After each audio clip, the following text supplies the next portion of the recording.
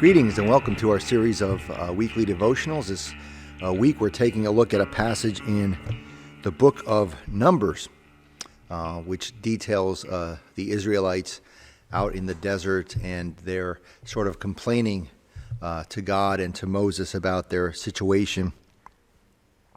You know, my grandson Brett visits us, and he tends to complain sometimes, tends to whine a little bit when he doesn't get his way. When I tell him that he has to eat at the dinner table before he can leave, that we have to put the video games away, that it's time for him to get a bath, or it's time for him to go to bed, or that he can't have a bunch of Sour Patch Kids right before going to bed, or that he can't have this toy or that toy. He usually complains, but I want it.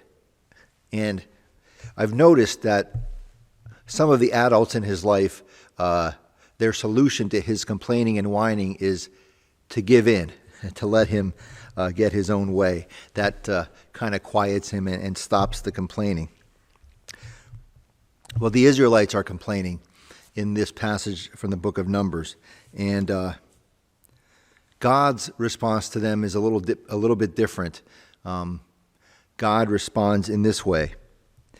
The people spoke against God and against Moses. "Why have you brought us up out of Egypt to die in the wilderness? For there is no food and no water, and we detest this miserable food." Then the Lord sent poisonous serpents among the people, and they bit the people so that many Israelites died. It's a bit of a harsh response from God to the Israelites complaining.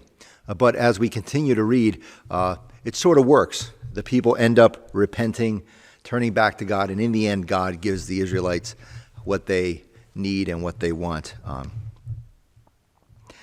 I don't think this passage really teaches us that punishment really works, or that God punishes us.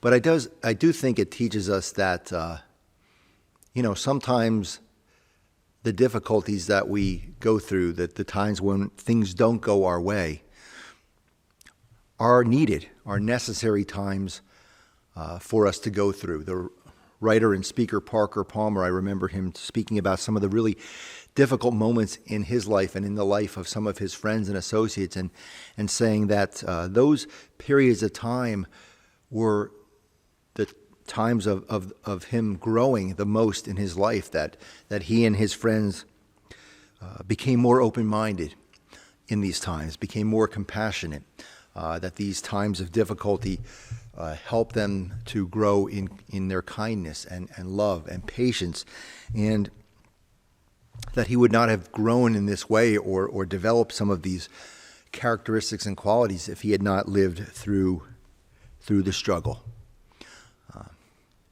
My response to my grandson Brett when he whines and complains is not to give in. My response is to say, Brett, you can't always get your way. That's just life.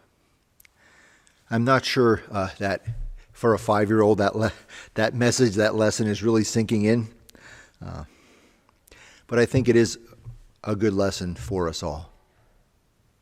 Amen.